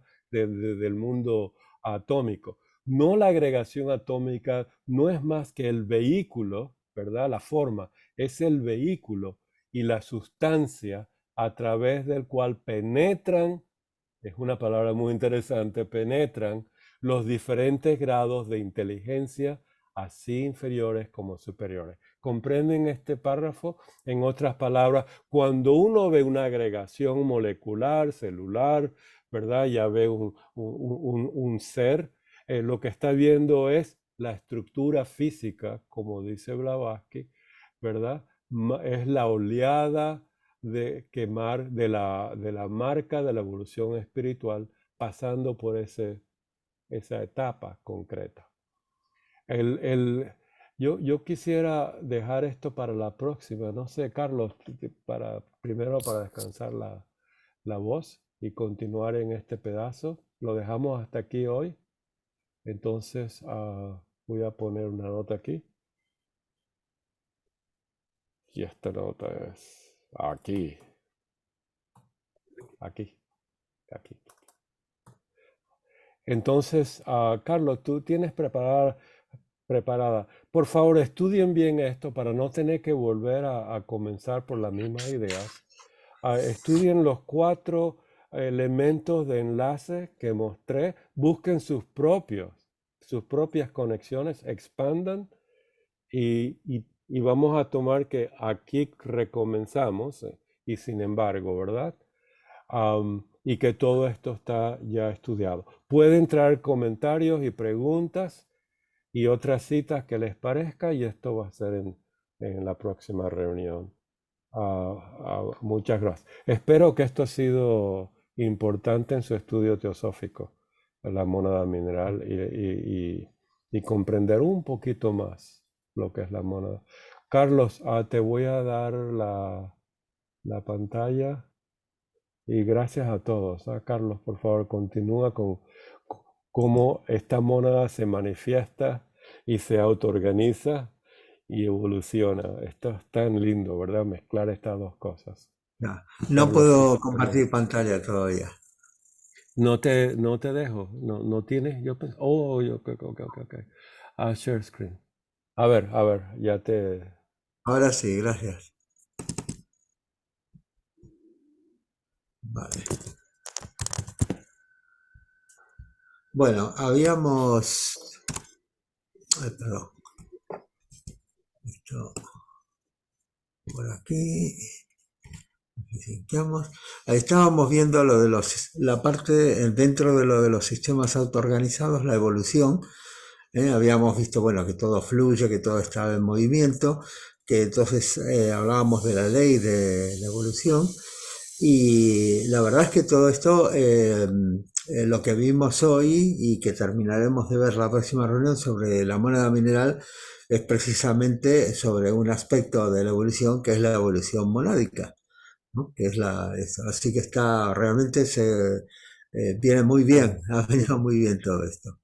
Bueno, luego, bueno, veíamos de la evolución de la biología, de los cambios a través de cómo unas formas se van derivando de otras, que fue lo que encontró la biología, y que decíamos que la evolución está comprobada, pero los mecanismos todavía tienen muchas incógnitas por descubrir. Hemos hablado de Darwin, que fue el que publicó en 1959 La evolución de las especies, que fue revolucionaria, porque hasta ese entonces, inclusive en el mundo de la ciencia, se pensaba que cada forma, cada individuo, cada especie, era como era y se acabó, ¿no? Y subyacía la idea de que, bueno, Dios los creó así y ya está. Entonces, bueno, y paralelamente, o mejor dicho, Darwin basó la teoría de la evolución en dos cosas: la selección natural, es decir, la supervivencia del más apto, el que tiene mejor, el que ha desarrollado cosas, variaciones, mutaciones, variaciones que se adaptan mejor al medio ambiente, a la lucha por la vida, por los recursos, etcétera, pues ese tiene éxito. Y también la selección sexual, es decir, el que le da mejor capacidad para conseguir pareja y aparearse y generar, dejar descendencia, también tiene más éxito y se prolonga, se perpetúa a lo largo del tiempo, como los pájaros estos, las aves del paraíso que hacen toda, o el pavo real, ¿no? Que ha desarrollado toda una cola impresionante solo al objeto de atraer a la pava, ¿no? Bueno, pues nada. Entonces, la cuestión es, la gran pregunta, y por la cual realmente hay todavía muchas discusiones, es cuál es la causa de la evolución. En este caso nos centramos en la evolución biológica, la evolución del cuerpo, de la forma, ¿no? La más influyente para la mayoría de la gente es la selección natural, es decir, ahora hay variaciones genéticas y debido a la selección natural, pues esa triunfa o no triunfa. Pero entonces uno dice, vale, ¿y cuáles son las causas de la variación genética? Es decir, vamos a ir pateando un poquito la incógnita hacia adelante. A ver, dice, bueno, claro, lo que se da generalmente son mutaciones aleatorias, que a verlas, las hay. Mutaciones aleatorias, cambios que se producen en el ADN, que luego son heredables por la descendencia. Copia de genes, esto es otro mecanismo que se ha encontrado. Es decir, que hay genes que están copiados, están replicados, deriva genética, que también tiene que ver un poco con esto, y migración o flujo genético, que son genes que pueden ser inclusive de bacterias o de otras especies que son acoplados a la estructura genética principal del organismo. Es decir, que a veces se piensa los genes como algo muy estático, pero realmente tiene una cosa bastante dinámica. Entonces, también tenemos que recordar que hay una parte del ADN, de la espiral esta de la doble hélice del ADN, que es donde están ahí todos los genes, hay partes que son genes y hay partes que no son genes, es decir, los genes son los que sirven dentro de la célula para fabricar proteínas. Cada gen especifica un montón de proteínas y que por lo tanto con esas proteínas se constituyen los rasgos físicos, el color del cabello cuando se tiene, el color de los ojos, en fin, todo ese tipo de cosas, los rasgos físicos, ¿no? Pero hay otra parte de los del ADN que no son los genes y que antes se creía que era algo inútil, que había quedado por ahí, pero hoy se sabe que no, de inútil nada, pero realmente todavía lo estamos conociendo al ADN, y que es lo que se llama la epigenética, es decir, epi que está fuera de los genes, alrededor de los genes, y que se sabe que tienen la función de actuar como llaves, como switch, que hacen que los genes se puedan expresar o no se puedan expresar. Expresar significa que cuando están dentro de la célula, en la célula los ribosomas fabrican con ellos la proteína necesaria, la proteína que ellos especifican. Recordad que el gen es como un programa de ordenador que dice fabrica esto, esto, con esto, con esto, con esto, y van juntando algunos de los 20 aminoácidos, los van ensamblando entre sí y con eso hacen una proteína. Entonces, hoy se sabe que esa parte del ADN que está fuera de los genes tiene una función muy importante, que es la epigenética, que hacen que el gen está ahí, pero puede ser que se exprese o que no se exprese. Bueno, esto básicamente creo que habíamos llegado, no sé si habíamos llegado hasta aquí o esto ya lo vimos a los tirones. La pregunta entonces ahora es, ¿cómo se originó la vida biológica? Una pregunta relacionada con la evolución, porque la evolución es decir, bueno, ¿cómo va? Pero digo, bueno, la vida biológica, por lo menos en el planeta, dice, ¿cómo se originó? Entonces hay varias respuestas posibles. La que sostiene la mayor parte de los biólogos, de los científicos y todo, es que ha habido mutaciones al azar, y que algunos cambios aleatorios triunfaron y que entonces la selección natural los perpetuó. Es decir, que inclusive de las moléculas de aminoácidos por casualidad se juntaron debido a distintas condiciones de la atmósfera, electricidad, rayos, etcétera, etcétera. Hubo un experimento famoso que se hizo, creo que fue en los años 50, a finales de los 50, que alguien hizo una sopa, ¿no?, de sustancias químicas que suponía que eran las que había en la Tierra original cuando se estaba formando. Le puso un gas, ¿sí?, que emulaba a la atmósfera como estaría en aquel entonces, que luego se descubrió que estaba equivocado, que no era así para nada. Y luego le metió electricidad, chispas, ¿no?, de alta tensión para simular los rayos que por ahí podían caer. Y entonces, al cabo de un tiempo, encontró moléculas de aminoácidos, es decir, moléculas más complejas que se fueron ensamblando espontáneamente. Y dijo, oh, aquí está el origen de la vida. Bueno, eso hoy en día no se sostiene, nunca se ha podido probar, e inclusive dicen que el tiempo necesario para que los cambios aleatorios produzcan el fenómeno que llamamos vida, pensar que esos no solamente son moléculas, sino que tienen que ensamblarse, formar bacterias, luego esas bacterias formar células más grandes, unirse, esas células formar organismos multicelulares, especializarse, bueno, en fin, todo eso. Y entonces dice, claro, que es que la posibilidad de que eso haya sido aleatorio no alcanzan los 3.500 millones de años que se supone que tiene la vida sobre la Tierra. Entonces, dice, claro, porque es realmente bastante loco, ¿no? Esto. ¿Qué posibilidad hay de que, por ejemplo, le dejes un ordenador a un conjunto de monos y escriban, no sé, el Quijote o la Divina Comedia? Eso es más o menos lo mismo. Bueno, otra respuesta para esto es el diseño inteligente.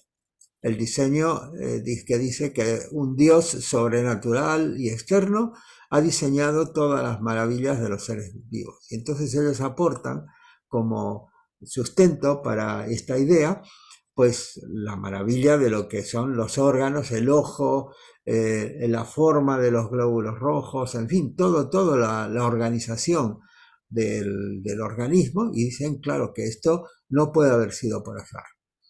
Entonces, que tiene que ser el producto de una inteligencia superior, más allá de divina, sobrenatural, que fue la que diseñó todo, y con eso se acabó. Claro, esto no es muy científico, es una idea religiosa. realmente. Es una idea del teísta, ¿no? Del Dios que está afuera y que no tiene nada que ver con lo que está aquí adentro.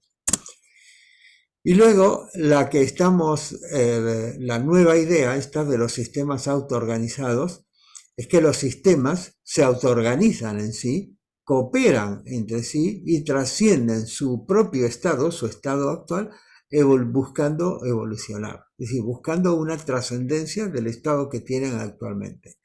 Y esta es la idea nueva. Blavatsky dice, a ver que voy a sacar la barra esta de aquí, vale, una cita aquí de Blavatsky dice: no más que la ciencia, la filosofía esotérica no admite el designio o creación especial. Ella rechaza toda pretensión de lo milagroso y no acepta nada fuera de las leyes uniformes e inmutables de la naturaleza. Es decir, que Blavatsky en esta, bueno, aparte es la idea general de la doctrina, pero aquí lo dice claramente, no pensamos en que haya una entidad que crea todo, que lo ha hecho especialmente, por capricho le voy a hacer así, a qué sé yo, al tiburón voy a hacer que los dientes le vayan saliendo en hileras, ¿viste? Y en cambio a mí me los tuvieron que quitar, pero bueno. O sea que no, esto es importante, ¿no? Dice el diseño especial. Hace poco hemos visto con Adela una película documental que ha tenido bastante éxito, que se llama Orígenes, o Origen, creo que era, que, bueno, básicamente analiza un poco esto, muy bien presentada, pero claro, él te orienta, es una película de tipo religiosa, cristiana, no sé cuánto, que con un entorno así científico muy bien presentado, digamos, te orienta hacia lo del diseño inteligente. No hay otra solución más que Dios haya creado esto. Bueno, los sistemas autoorganizados es entonces un nuevo paradigma de la evolución que rechaza tanto el creacionismo como el diseño inteligente, como el reduccionismo, lo de las mutaciones aleatorias. Este señor, Eric Jans, creó una obra que es esta, que no está traducida al español, lo entiendo, que es The Self-Organizing Universe, que es el universo autoorganizado, y que él juntó conocimientos de varias cosas, no lo hizo él, él hizo solamente aglutinó un montón de cosas, porque la idea de los sistemas autoorganizados tienen que ver con la cibernética, con el sistema con el estudio de los autómatas, tiene que ver con un montón de disciplinas y que progresivamente fueron encontrando ese mismo patrón, inclusive con las matemáticas de la complejidad, las teorías del caos, las matemáticas de sistemas no lineales, bueno, con un montón de cosas, y estos se fueron agrupando y fueron elaborando esta idea. Esta ilustración, ¿saben qué son estos pájaros?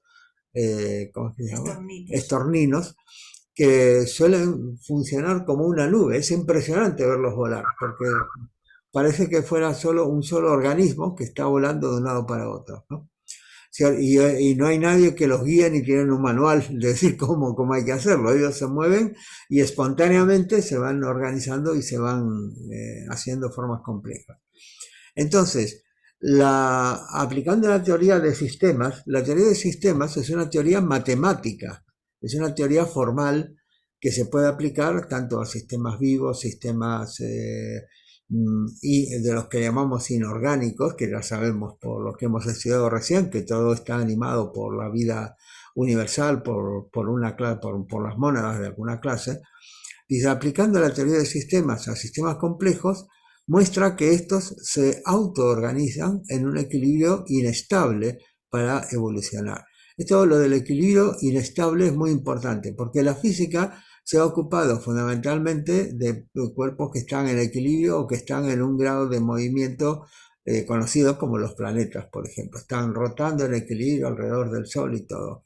Pero los fenómenos de la vida tienen que ver con lo que se llama un equilibrio homeostático o un equilibrio que no está en equilibrio termodinámico o en equilibrio térmico, sino que están funcionando y están cogiendo energía y materia del medio ambiente, le están expulsando otra energía, desechos, excrementos, etcétera, y que todo eso los hace mantener en un equilibrio que no es estable, sino que es un equilibrio, es equilibrio pero es inestable, y que precisamente eso es lo que da lugar a que pueda haber este tipo de fenómenos de autoorganización, porque existen patrones, y que esto ha producido lo que se llama la teoría general de la evolución.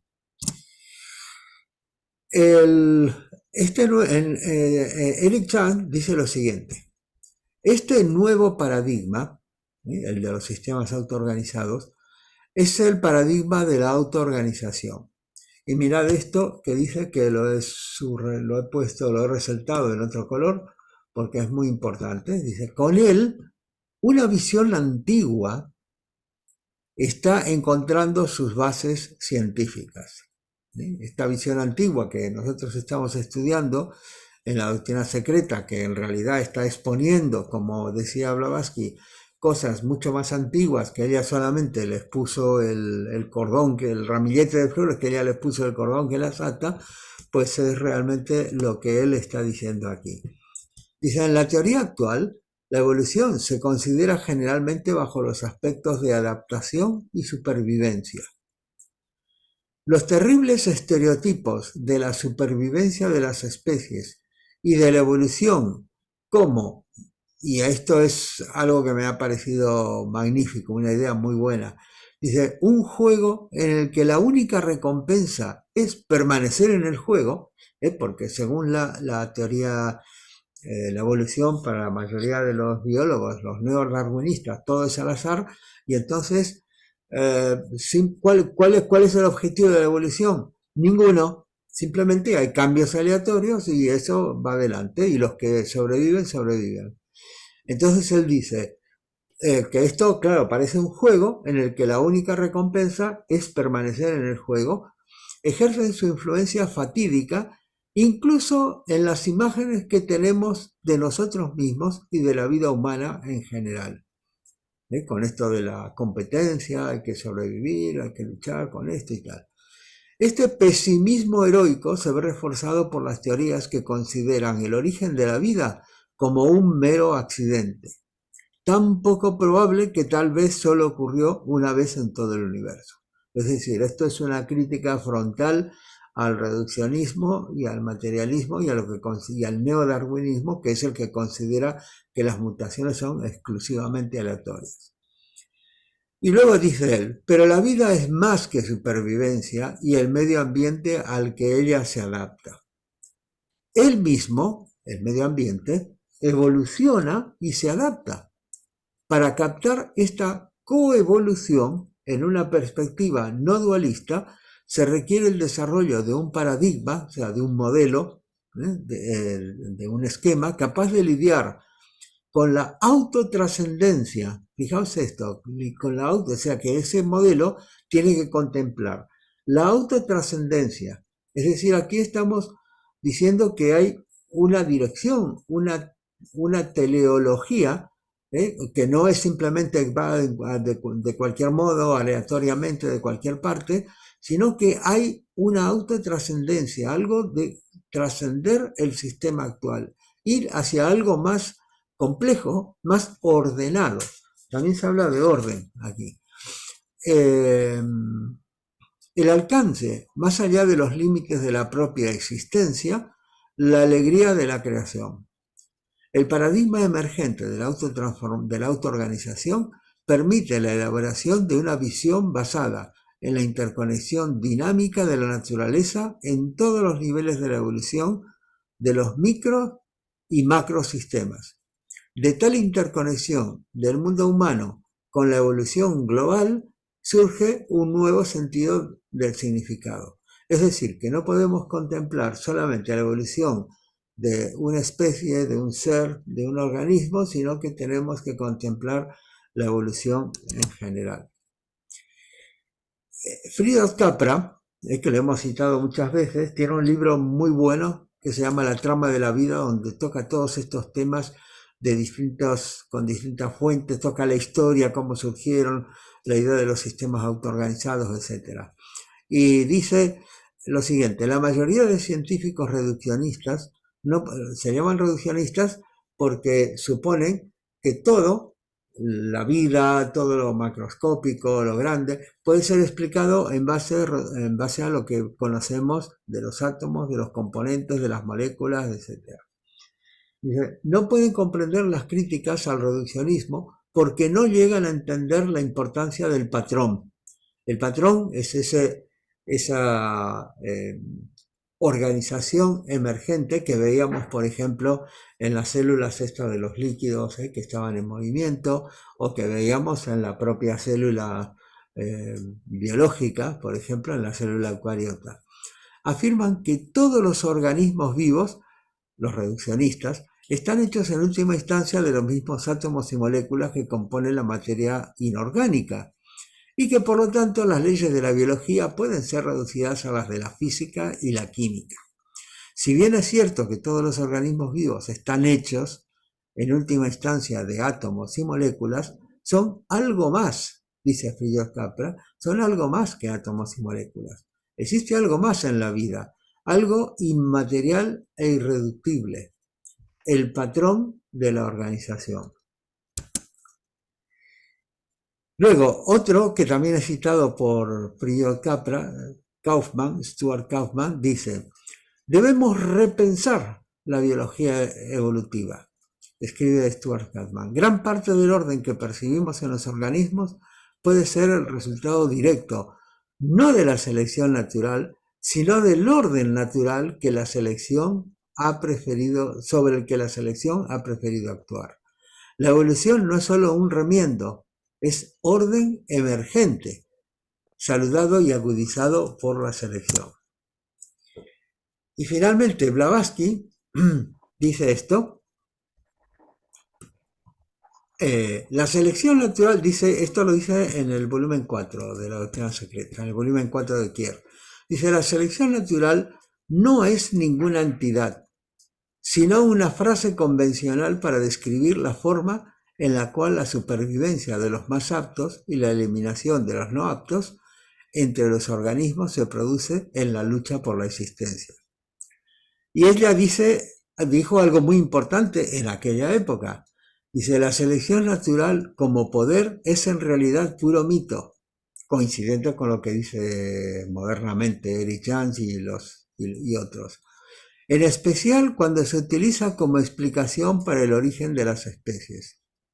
De sí misma, ella, la selección natural, no puede producir nada y solamente opera en el material bruto que se le presenta. Claro, porque la selección natural actúa sobre cosas que se han modificado, pero ¿cómo sucedieron esas modificaciones? Entonces, eso es lo que ella aborda luego. La verdadera cuestión es qué causa, combinada con otras causas secundarias, produce las variaciones genéticas en los mismos organismos, aunque en aquel entonces no se conocía lo de los genes y lo del ADN, pero estamos hablando de eso. Muchas de estas causas secundarias son puramente físicas, climáticas, dietarias, es decir, de lo que comen, etc.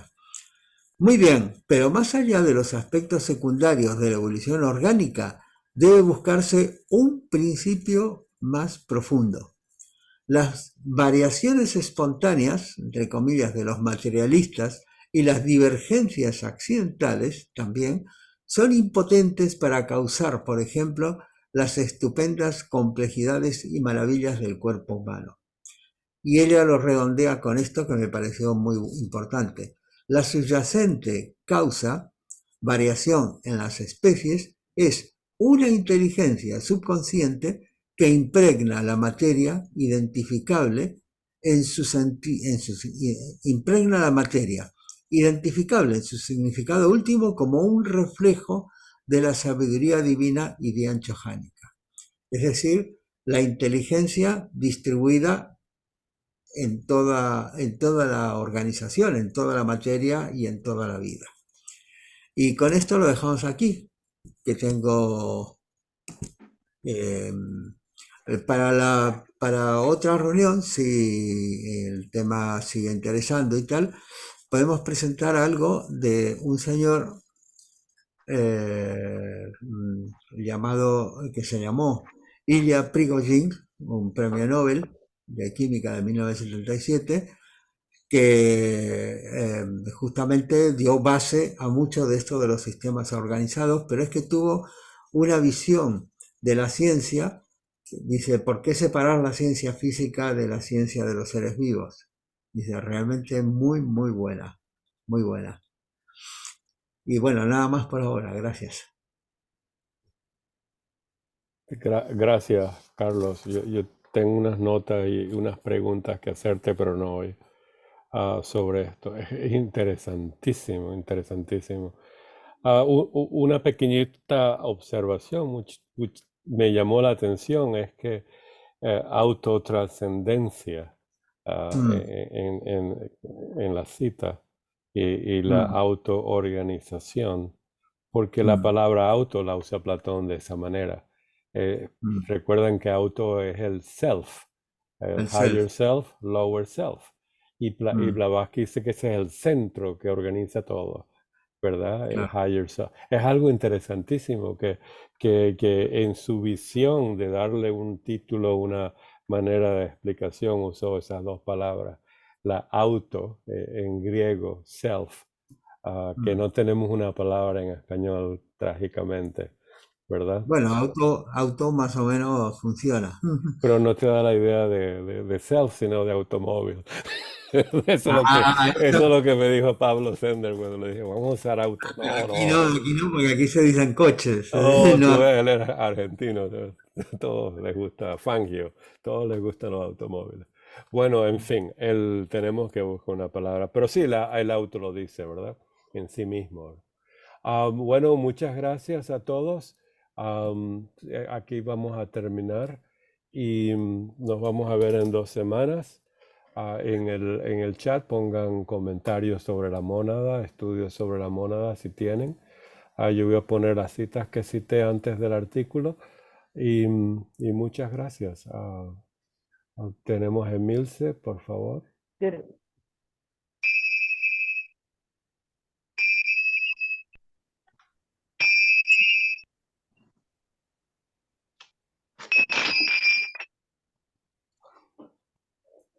Gracias, gracias. Gracias, Carlos.